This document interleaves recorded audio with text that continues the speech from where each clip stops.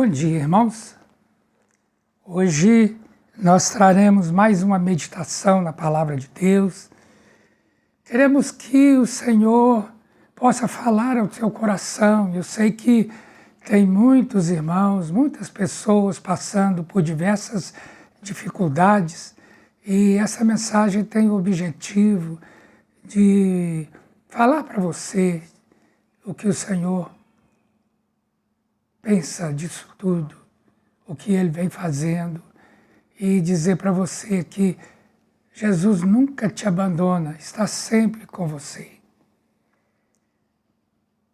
Então, para meditarmos na palavra de hoje, eu peço que antes você se inscreva no canal, sabe? Dá lá o seu joinha, o seu like lá, porque é muito importante isso para que a gente possa ter um feedback, né, sobre o que está acontecendo, o que tem que ser mudado, precisa ser mudado ou não.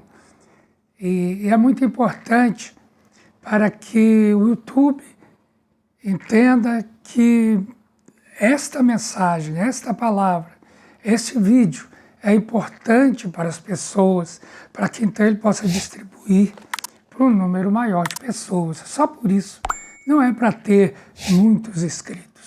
É só para que com o seu like, a sua inscrição, a gente possa atingir um número maior de pessoas e abençoar essas pessoas. Amém? Vamos orar. Pai, em nome de Jesus, eu quero colocar nas mãos do Senhor, meu Pai, esta mensagem, esta pequena meditação, tão simples meditação na Tua Palavra, mas que vem do fundo do meu coração. E eu creio, Jesus, que o Senhor é quem nos orienta e me orientou a trazer essa mensagem hoje para os meus irmãos. E então, meu pedido é que esta mensagem venha de encontro às necessidades de todos os meus irmãos do outro lado e que eles sejam abençoados através da Tua Palavra. Em nome de Jesus. Amém. Irmãos, nós vamos ler o texto do Evangelho de Mateus, no capítulo 14, a partir do versículo 22. É um texto muito conhecido, mas vamos ver o que o Senhor tem a falar conosco neste dia, através desse texto. Diz assim o texto: logo a seguir, compeliu Jesus os discípulos a embarcar e passar adiante dele para o outro lado, enquanto ele despedia as multidões. E despedidas as multidões, subiu ao monte a fim de orar sozinho. Em caindo a tarde, lá estava ele, só. Entretanto, o barco já estava longe, a muitos estádios da terra, açoitado pelas ondas, porque o vento era contrário. Na quarta vigília da noite, foi Jesus ter com eles, andando por sobre o mar. E os discípulos, ao verem-no andando sobre as águas, ficaram aterrados e exclamaram: é um fantasma!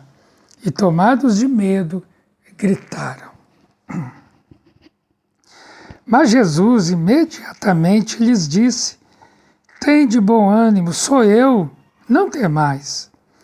Respondendo-lhe Pedro, disse: se és tu, Senhor, manda-me ir ter contigo por sobre as águas. E ele disse: vem. E Pedro, descendo do barco, andou por sobre as águas e foi ter com Jesus. Reparando, porém, na força do vento, teve medo. E começando a submergir, gritou: salva-me, Senhor!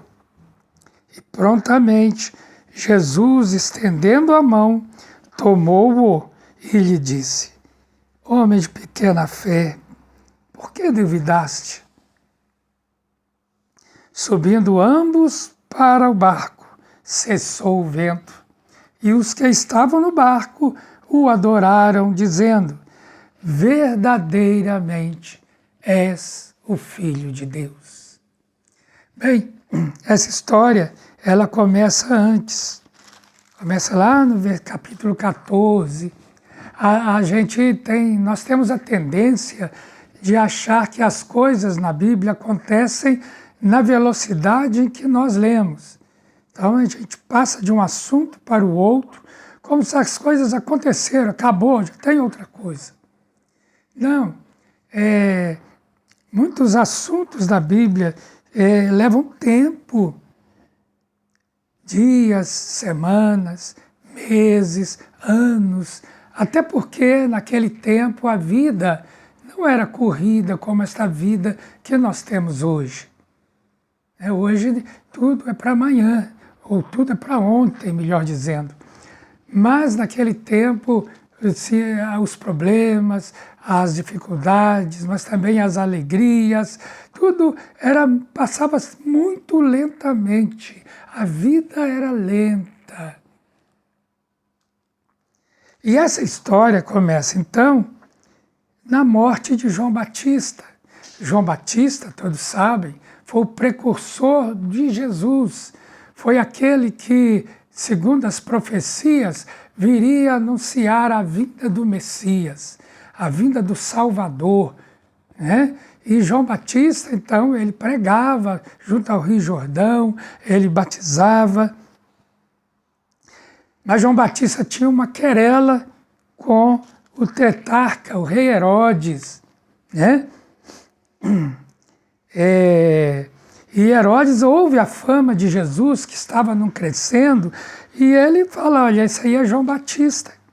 Herodes, irmãos, esse Herodes Antipas, filho de Herodes o Grande. Herodes o Grande foi aquele que mandou matar as criancinhas. Agora seu filho, Herodes Antipas, está no seu lugar.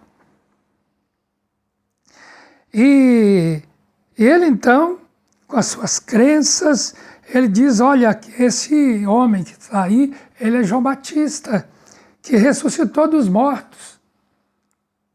Por isso, nele operam forças miraculosas. Porque havia acontecido, naquele tempo, que Herodes, né, tinha prendido João e colocado João na cadeia, por causa de Herodias, mulher de Filipe, seu irmão. Herodias era mulher de Filipe. Filipe era o meio-irmão de Herodes. E ele era casado com Herodias, que por sua vez era sobrinha de Herodes.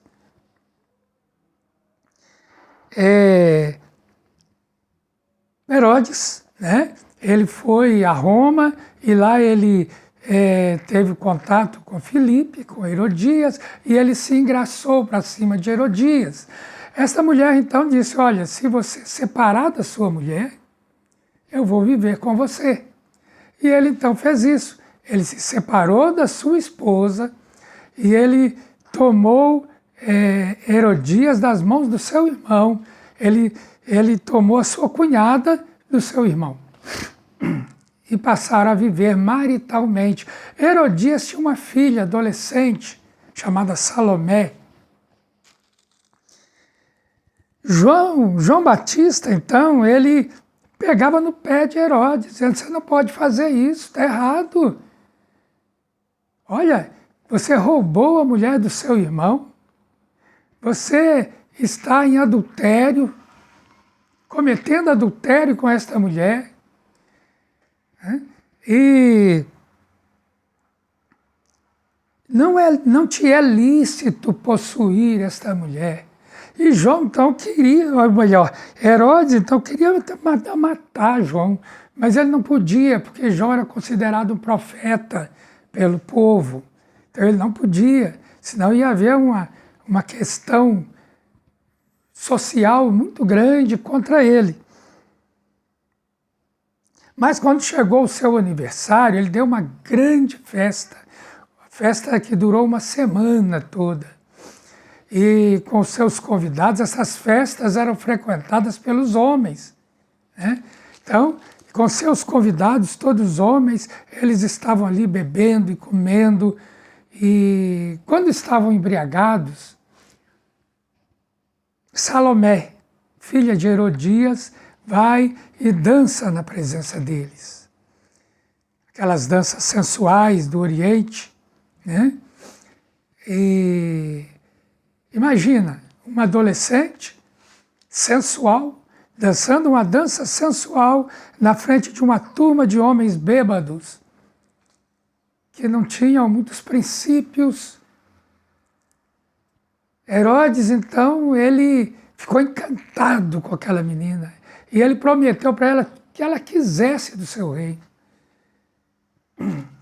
Ela então corre para sua mãe e disse: mãe, aí, agora, como é que eu faço? O que é que eu peço?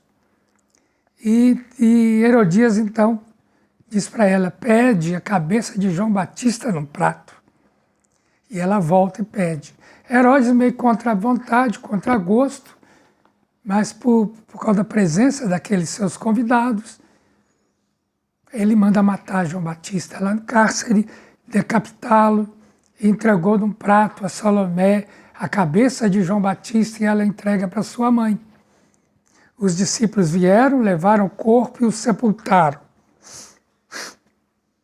E correram para anunciar isso a Jesus. Ora, João Batista, além de ser o precursor, aquele que as Escrituras diziam que iria anunciar a vinda do Senhor, do Salvador, ele era primo de Jesus. Não é possível que Jesus não tenha sentido nada. Às vezes a gente tem também essa tendência de achar Jesus assim, de um homem muito seco, né? Desprovido de sentimentos. Não, Jesus era um homem que tinha sentimentos, tinha família. Jesus com certeza sentiu, mas ao mesmo tempo ele percebeu que terminou ali o ministério de João Batista. O que ele veio a esse mundo fazer terminava ali. E Jesus agora tinha outros planos, agora ele precisava dar mais um passo à frente, ele precisava saber do Pai o que fazer. Além daquele sentimento da perda, uma perda tão terrível, né, de João, Jesus então retirou-se num barco.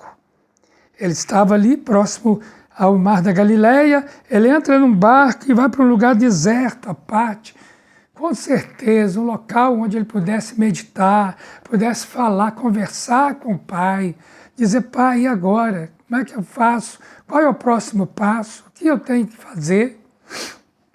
João Batista já se foi, está com o Senhor. Mas as multidões, elas viram, né? Sabiam,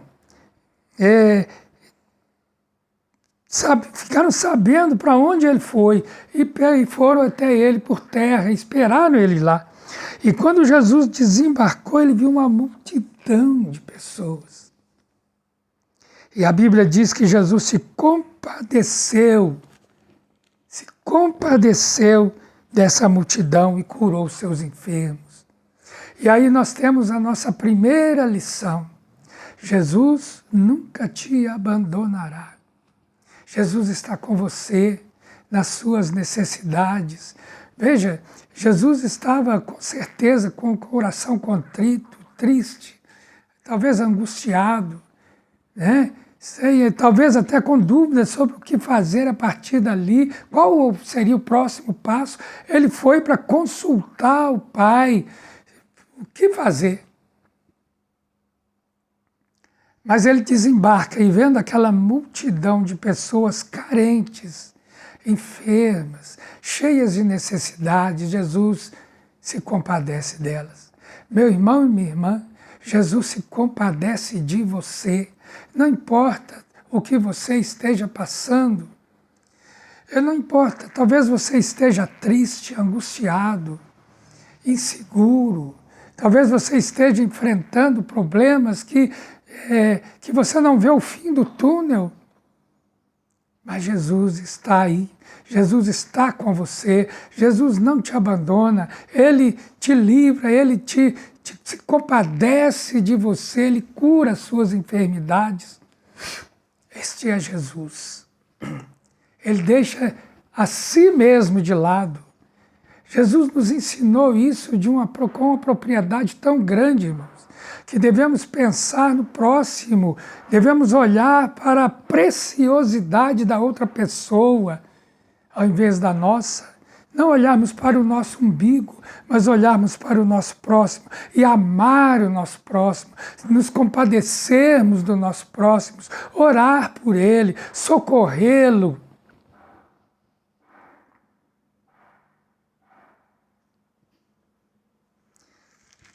Quando a tarde caiu, vieram os discípulos e disseram: Senhor, olha, essa multidão de gente aí, Jesus, eles vão precisar comer, eles já estão com fome. Dispensa eles, para eles irem embora e procurar o que comer nas aldeias ao redor. Mas Jesus falou: não, vocês mesmos, nós mesmos podemos dar a eles de comer. Senhor, mas nós só temos 5 pães e 2 peixinhos. Não importa. Jesus é o pão da vida. E a Bíblia diz que Jesus então manda a multidão se assentar sobre a grama, toma aqueles 5 pães e os 2 peixes, ergue os olhos ao céu, abençoa aquele alimento e os reparte.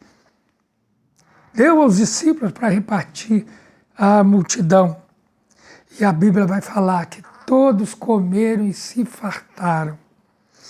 E dos pedaços que sobraram, recolheram ainda 12 cestos. Que coisa maravilhosa! Jesus cuida de você. Ele está atento a tudo aquilo que diz respeito a você. Ele diz: jamais te abandonarei, nunca te deixarei. Jesus, ele vem para suprir as nossas deficiências, as nossas necessidades. Ele cuida daqueles que o amam, daqueles que o seguem, daqueles que estão com ele. Jesus.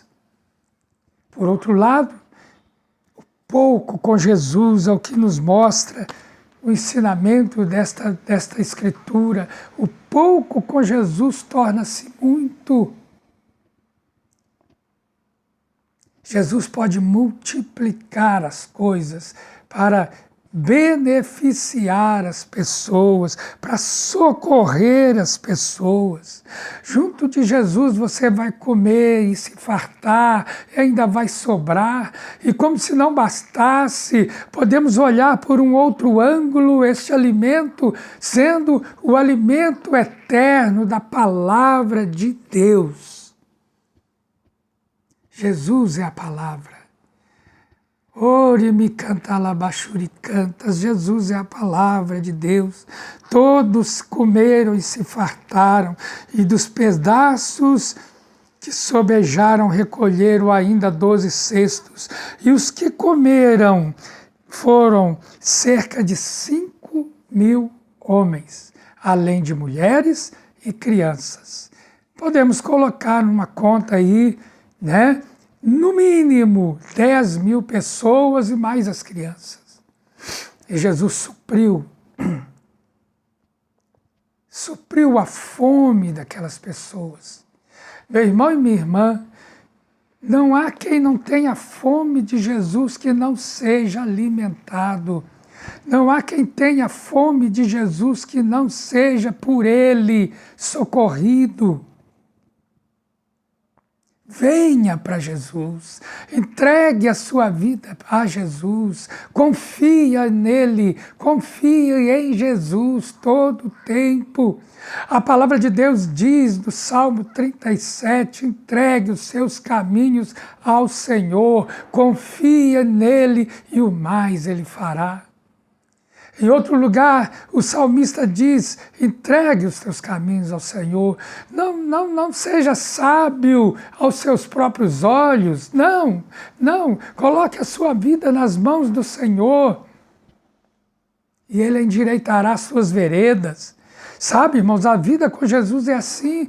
Às vezes a gente vem para Jesus com tantos problemas, com tantas necessidades, com tanta coisa errada nas nossas vidas, mas a partir do momento em que nós confiamos nele, entregamos a ele as nossas vidas, aos poucos Jesus vai arrumando, vai consertando as nossas veredas, endireitando as veredas, os nossos caminhos, e depois de algum tempo a gente olha para trás e vê tudo que Jesus já fez e a gente se alegra nele.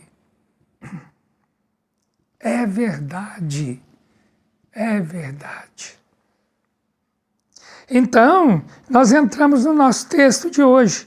Jesus compeliu os discípulos a embarcar, passar adiante dele para o outro lado, enquanto ele despedia as multidões. Ele diz, vão, entra no barco, vão para o outro lado do mar, eu vou aqui despedir as multidões. Ele despede, vão em paz, o Senhor te abençoe, etc. Ele despede as multidões. E depois de despedir as multidões, então Jesus sobe ao monte, a fim de orar sozinho. Até que, enfim, Jesus passou o dia fazendo as obras de Deus, cansado, extenuado, triste, angustiado, mas ele nunca abandonou aqueles que eram seus, aqueles que pertencem a ele. E agora, sim, ele terá um tempo a sós com o Pai, para poder adorar o Pai, talvez agradecer ao Pai tantas coisas que fez, agradecer ao Pai pela vida de João Batista, agradecer ao Senhor pela sua obra entre os homens, pela salvação dos homens, adorar ao Senhor, conversar com o Pai, pedir orientação ao Pai, saber do Pai qual é o próximo passo, o que eu tenho que fazer a partir de agora. Eu vou para Jerusalém, eu não vou para Jerusalém, o que eu vou fazer, onde eu vou pregar?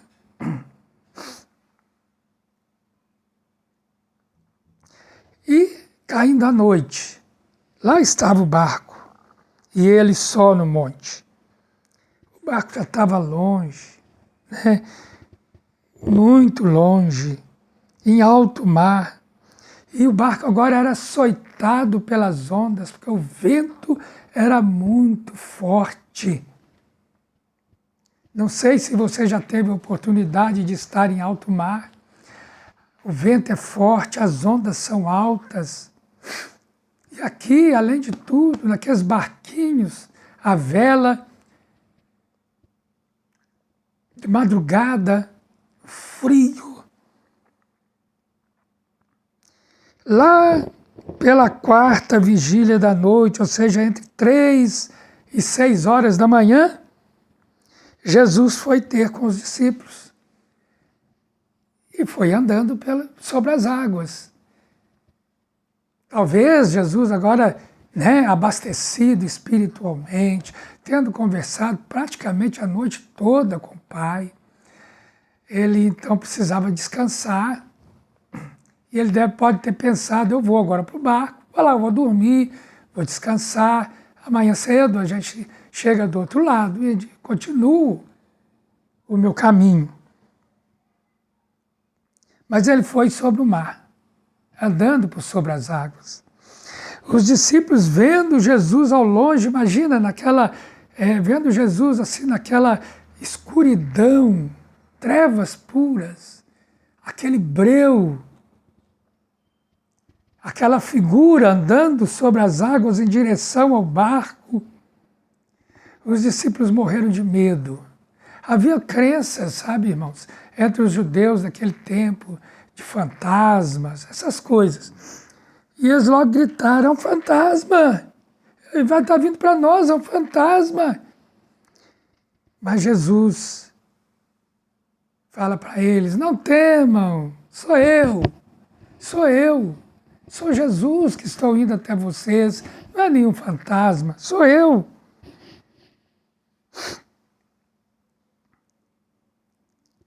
Pedro, então, vira para Jesus e disse, Senhor, se é o Senhor mesmo, manda que eu vá até o Senhor sobre as águas. E Jesus diz, vem, pode vir, Pedro. E Pedro entra nas águas, nas trevas, escuridão total. Não se vê nada, só aquele vulto de Jesus. E Pedro caminhando sobre as águas. E eu fico imaginando a surpresa dele, olhando para os seus pés não afundavam na água. E ele vai andando, talvez com tanto um pouco de meio inseguro, mas ele vai andando pela fé, ele vai caminhando em direção a Jesus.